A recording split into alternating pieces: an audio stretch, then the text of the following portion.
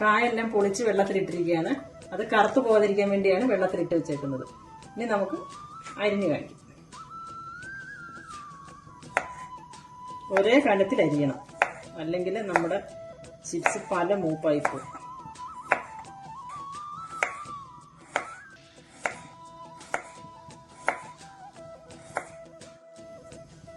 ഇതുപോലെ എല്ലാം അരിഞ്ഞ് നമുക്ക് എണ്ണയ്ക്കകത്തിട്ട് വറുത്ത് പോരാം.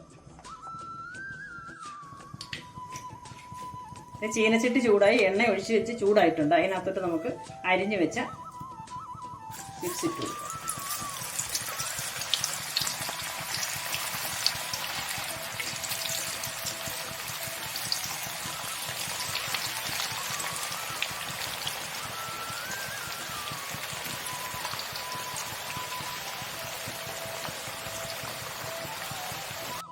ഒരു മുക്കാൽ മൂപ്പാവുമ്പോൾ അതിനകത്ത് മഞ്ഞപ്പൊടിയും ഉപ്പും കൂടെ കലക്കിയ വെള്ളമാണിത്. അത് നമുക്ക് കുറച്ച് ഒഴിച്ചു കൊടുക്കാം.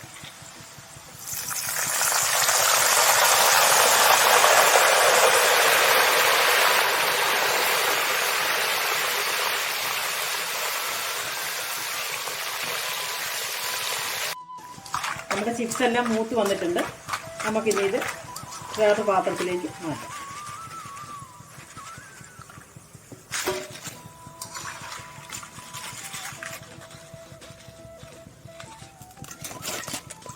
ഇതുപോലെ ബാക്കിയുള്ളത് നമുക്ക് വറുത്ത് ചെയ്യാം.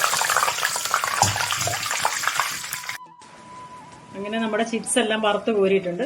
ഇനിയിപ്പോൾ തണുത്ത് കഴിയുമ്പോൾ ടൈറ്റായിട്ടൊരു പാത്രത്തിലിട്ട് അടച്ചു വയ്ക്കുക.